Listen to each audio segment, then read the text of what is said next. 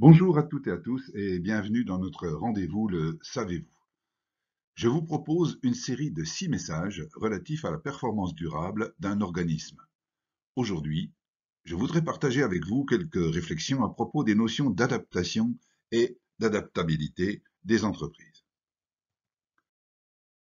Dans un monde qui change, l'entreprise est condamnée à changer.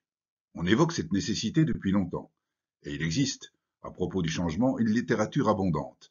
Mais hélas, peu de progrès ont été accomplis en ce sens. C'est un défi particulièrement difficile à relever, car, par le passé, depuis la fin de la Seconde Guerre mondiale, les organismes de tout genre ont fonctionné dans un environnement plutôt stable. Par conséquent, en termes de management, nous en sommes restés au concept inventé par les Américains au début du siècle dernier et théorisé dans l'OST, l'Organisation scientifique du travail. Le principe de base de cette doctrine résidait dans la formalisation des tâches.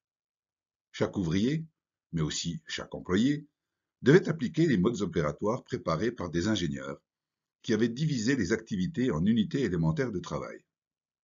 Ainsi, des produits complexes, tels que des automobiles ou des téléviseurs, pouvaient être fabriqués en série avec une qualité satisfaisante.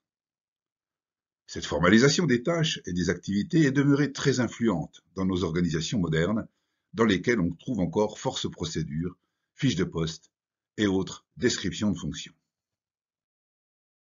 Nos entreprises se sont adaptées à un environnement qui, aujourd'hui, change rapidement, et de ce fait, elles sont en grand danger.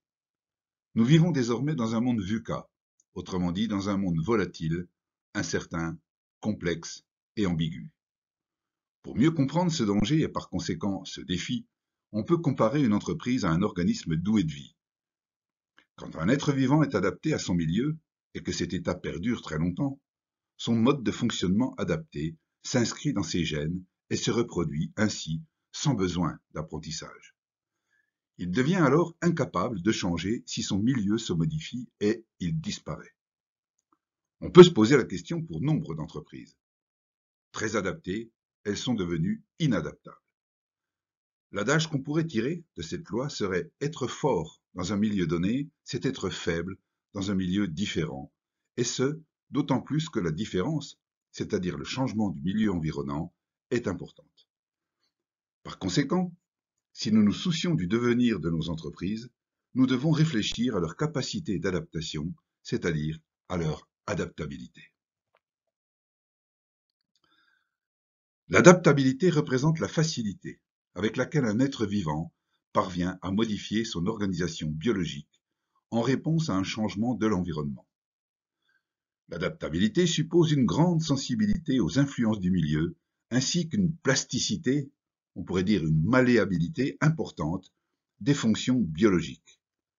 Pour l'entreprise, on pourrait faire référence à ses composantes, à ses services, ses fonctions ou ses processus. Elle se traduit par la rapidité avec laquelle un organisme, dont la stabilité a été perturbée, retrouve un nouvel équilibre. Le problème actuel des entreprises réside dans leur mode d'organisation analytique qui ne donne pas la place à des possibilités de changer et de s'adapter. Cette organisation qui s'appuie sur une formalisation des bonnes pratiques est trop rigide. Malgré les recommandations des normes ISO d'avoir une approche systémique et un management des processus en vue d'acquérir une plus grande agilité et une plus grande efficience, peu de progrès ont été constatés en ce sens. Dans mon prochain message, je développerai une suite sous le titre Agilité et efficience. En attendant, je vous remercie de votre attention et que la performance globale et durable soit avec vous.